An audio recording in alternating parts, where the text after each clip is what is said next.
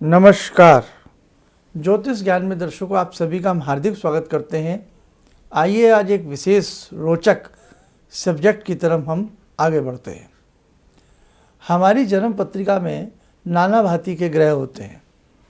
कई बार हमारी जन्म पत्रिका के ग्रह ऐसे हो जाते हैं कि मानव जीवन नीरस हो जाता है। अब बहुत लोग कहते हैं कि छोटे छोटे उपायों से क्या होता है, पेड़ पत्तों की पूजा से क्या होता है, ये सब अंधविश्वास है। नहीं, आप ये मान सकते हैं ये अंधविश्वास है, लेकिन हमारी शास्त्र विद्या और ज्योतिष विद्या इस चीज़ को नहीं मान सकती कि ये अंधविश्वास है। वैज्ञानिक भी बहुत सारी चीज़ों को ये मानने पर मजबूर हो गए हैं कि कहीं न कहीं हिंदू शास्त्र में अगर कुछ प्रचलित प्रथाएं हैं तो उनके पीछे पूर्ण रूपेण वैज्ञानिक कारण है।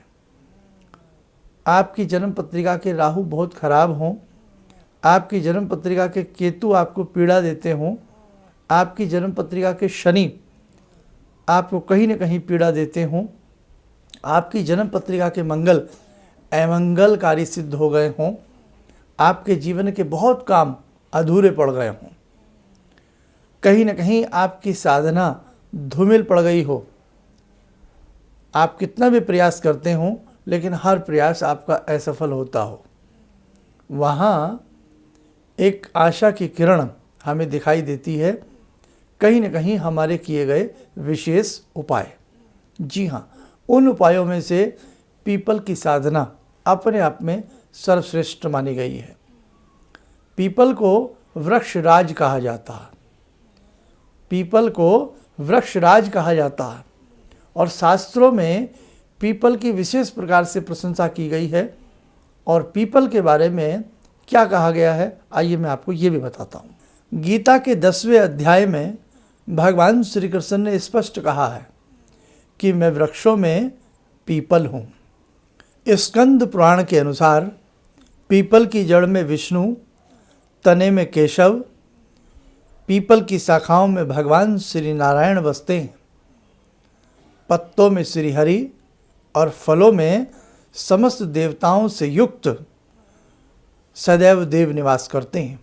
वनस्पति जगत में मात्र पीपल ही ऐसा वृक्ष है जिसमें कभी कीड़े नहीं लगते। सैकड़ों यज्ञ आदि करने से जो पुण्य प्राप्त होता है वह मात्र पीपल की पूजा करने से प्राप्त हो जाता है। इसी कारण से पीपल को वृक्षराज की संज्ञा भी दी गई है। वैज्ञानिक अनुसंधान के आधार पर पीपल ही एकमात्र ऐसा वृक्ष है जो रात दिन प्रचुर मात्रा में ऑक्सीजन विसर्जन करता है, अर्थात हमें ऑक्सीजन प्रदान कराता है। पीपल वृक्ष में ऋणावेशित आयंस अथवा धनात्मक ऊर्जा का भंडार पाया जाता है। इसके नीचे विश्राम करने वाला व्यक्ति शीघ्र ही विभिन्न रोगों से रोग मुक्त हो जाता है। भगवान बुद्ध ने भी जिस बोधि वृक्ष के नीचे तपस्या की और निर्वाण प्राप्त किया वह कोई और वृक्ष नहीं, पीपल का ही वृक्ष था। बहुत सारी विशेषताएं हैं पीपल वृक्ष की। वृक्षराज इसको ऐसे ही नहीं कहा जाता। मैं आपको ऐसे हज़ारों लाखों एग्जाम्पल दे सकता हूँ इस पूजनीय, इस अलौकिक, इस चमत्कारिक वृक्ष के बारे में।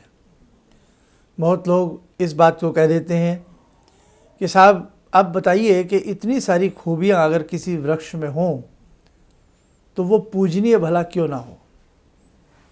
बहुत लोग कह देते हैं अंधविश्वास है। अब आप ही बताइए, अगर हिंदू शास्त्र के हिसाब से हम हिंदू लोग पूजन करते हैं पीपल वृक्ष का, तो इसमें कौन सी बुरी बात है। ऐसा वृक्ष जो 24 घंटे हमें ऑक्सीजन प्रदान कराता हो। आज के इस विषाक्त जहरीले पर्यावरण में पीपल अपना एक विशेष योगदान रखते हैं। हमें वर्ष में जितना हमसे हो सके हमें पीपल के पौधे लगाने चाहिए।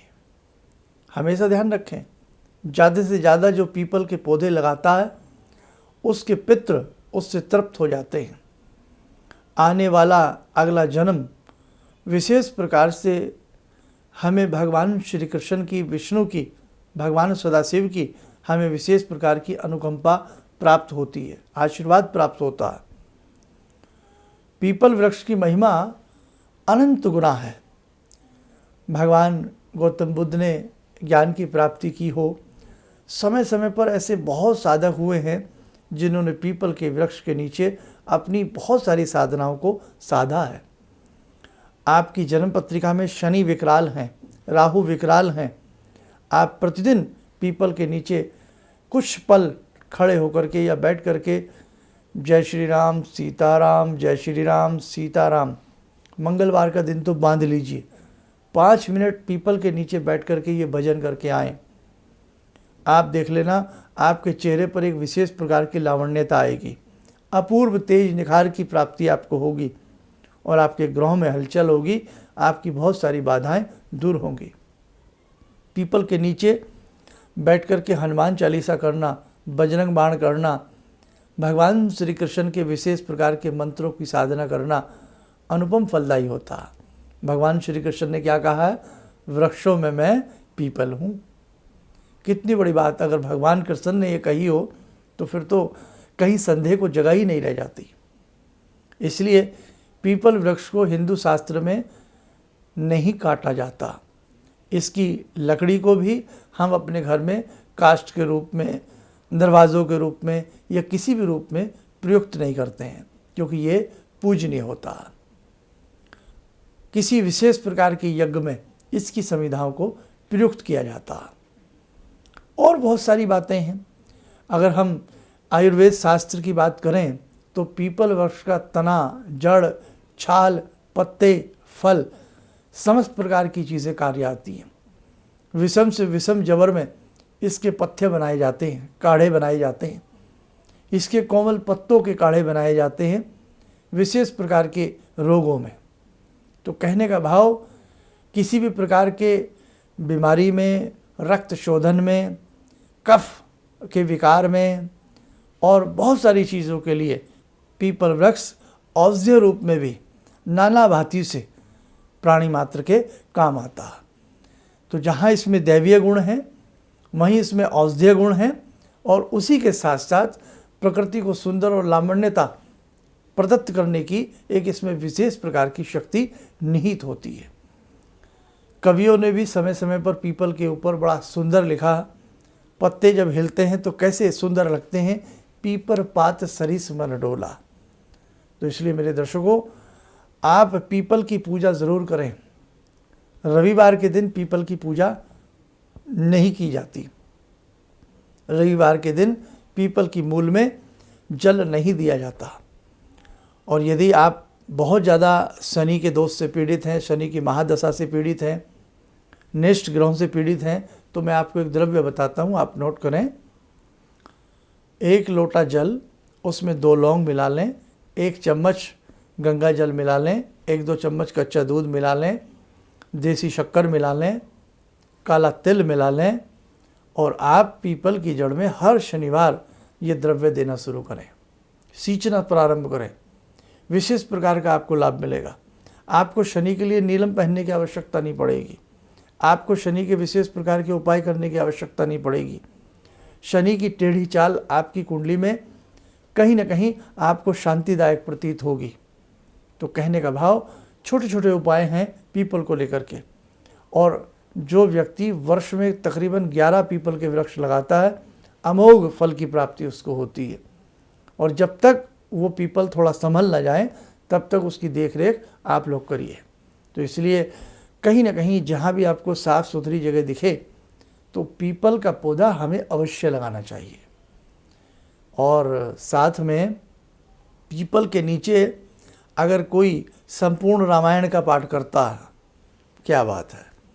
कहा जाता है कि हनुमान जी किसी न किसी पीपल की डाल पर बैठ कर के आपकी वो राम कथा आपसे ज़रूर सुनेंगे। कितनी बड़ी बात है ना। और ये भी लोगों ने बड़ा भय आक्रांत किया हुआ है कि पीपल के ऊपर भूत प्रेत रहते हैं। जो वृक्ष हमें पसंद हो, जिसे हम पूजते हों, जिसमें देवताओं का वास हो, तो वहाँ भूत प्रेत रह भी लें तो कौन से डर की बात है। और देखो भाई, इस प्रकार की जो चीज़ें होती हैं वो भूत प्रेत वाली, वो कहीं यदा कदा किसी एकांत स्थान पर ऐसी कोई घटनाएं हो जाएं तो हो जाएं, अदरवाइज जिस पीपल की पूजा की जाती हो वहाँ कदापि प्रेत वास नहीं होता, ये भी आप ध्यान रखें, है ना। तो इन सब मिथ्याओं को अपने दिलो दिमाग से निकाल लें। इसी के साथ साथ हमें और क्या विशेष प्रकार के लाभ प्राप्त होते हैं पीपल से, आइए ये भी जान लेते हैं।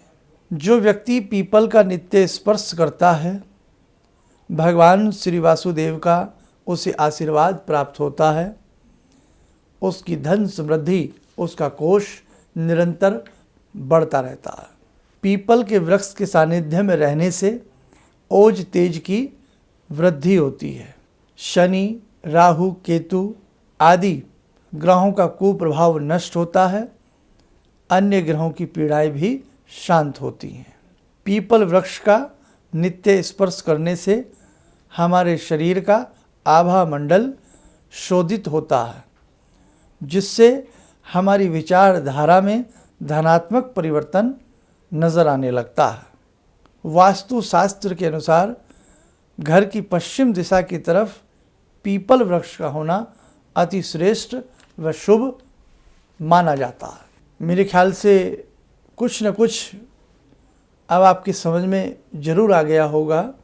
तो चलते चलते मैं इतना ही कहना चाहूँगा, किसी भी प्रकार की कहीं जीवन में कोई दिक्कत आपको नज़र आए और आपको कोई उपाय ना सूझे, आपको कोई ऐसे ना मिल रहे हों कि आप अपनी जन्म पत्रिका किसको दिखाएं, शनि की 7.5, राहु की 18 वर्ष की महादशा, शनि की 19 वर्ष की महादशा, केतु की पीड़ा से आप यदि परेशान हैं, ग्रसित हैं, तो आप पीपल देवता की साधना आराधना ज़रूर करें। समय रहा तो मैं और विशेष प्रकार की ऐसी मंत्र साधनाएं हैं जो पीपल के नीचे बैठकर करने से शीघ्र हमें सिद्धि की प्राप्ति होती है, वो भी मैं आपसे जिक्र करूंगा। आपके हाथ की रेखाएं बहुत ज़्यादा वीक हो गई हैं, आप पीपल के नीचे बैठ कर के कुछ पल ज़रूर दिन में बैठा करें, प्रातःकाल, सायंकाल, किसी भी समय बैठें, कोई भय नहीं है। पीपल की छाया में लौटने से, बैठने से आपको विशेष प्रकार की स्फूर्ति प्राप्त होगी और आपके जीवन में और ग्रहों में कहीं न कहीं आपको विशेष पॉजिटिव, विशेष ऐसा चमत्कार अनुभूत होने लगेगा कि आप खुद कह उठेंगे कि हमारे जीवन के कष्ट धीरे धीरे दूर हो रहे हैं। और एक चलते चलते लास्ट में एक अद्भुत बात और बता दूं, पीपल का पत्ता शनिवार को ना तोड़ें, शुक्रवार को तोड़ें, और रविवार को तो तोड़ा ही नहीं जाता, ना पूजा की जाती है। शुक्रवार को 11 पीपल के पत्ते तोड़ लें और शनिवार की सुबह उन पीपल के पत्तों पर सुबह में या दिन में किसी भी समय सिंदूर से या गेरू से श्री राम लिखें, माला सी बना लें और 11 शनिवार पीपल के पत्तों पर लिखा गया श्री राम, यह है माला, आप हनुमान जी को पहनाएं, 2 लड्डू चढ़ाएं, देसी घी का या मीठे तेल का दीप जलाएं और वहीं हनुमान जी के चरणों में बैठ कर के कुछ पल जय श्री राम सीताराम, जय श्री राम सीताराम का जाप करें। निश्चित मैं आपको विश्वास दिलाता हूँ, आपके जीवन के बहुत कष्ट दूर होंगे। जिन बच्चों को अच्छी जॉब नहीं मिलती, जिन कन्याओं का विवाह नहीं हो पा रहा है, जिन व्यक्तियों के बहुत सारे जीवन में उलझनें आ रही हैं, तो ये उपाय ज़रूर करके देखें। कन्या माला हनुमान जी को ना पहनाएं, उनकी तरफ से अब वो पंडित जी को दे दें, पंडित जी पहना दें, है ना। शुद्ध अवस्था में हनुमान जी की पूजा करनी चाहिए। तो अगर आप पुरुष साधना कर रहे हैं तो हनुमान जी को माला पहनाएं, महिलाएं साधना कर रही हैं तो अपने बेटे से, पति से, किसी से भी श्री राम लिखवा लें और उन्हीं को दे दें, वो उनको पहनाएं। आप ये साधना करके देखें, किसी भी कार्य के लिए 7 शनिवार या 11 शनिवार 11 पीपल के पत्तों की माला हनुमान जी को अर्पण करें, 2 लड्डू, घी का दीप और कुछ समय जय श्री राम सीताराम का पाठ करें और फिर अपनी विनती करें। भूल चूक के लिए प्रभु हमसे कोई गलती रह गई हो तो हमें क्षमा करना, ऐसी साधना करें, बहुत आनंद की प्राप्ति होगी। तो दर्शकों, इन्हीं शब्दों के साथ चाहूँगा कि काफ़ी कुछ आपको बता चुका हूँ, कह चुका हूँ। शायद अब आपको कहीं ना कहीं आज की कुछ बातें किसी न किसी के काम अवश्य आएँ। एक संदेश यदि आपने हमारा चैनल अभी तक सब्सक्राइब ना किया हो, सब्सक्राइब ज़रूर कीजिएगा। इस प्रकार के एपिसोड को, विशेषांक को कृपया आप शेयर भी किया करें, सब्सक्राइब कीजिएगा। समय समय पर बहुत सारी जानकारियाँ आपको प्राप्त होती रहेंगी। यदि आप हमसे व्यक्तिगत तौर पर मिलना चाहते हैं, अपनी किसी भी प्रकार की समस्या के सिलसिले में, या कहीं आप दूर दराज रहते हैं, कॉल अपॉइंटमेंट लेना चाहते हैं, इसके लिए आप हमारे संस्थान में संपर्क कर सकते हैं। नमस्कार।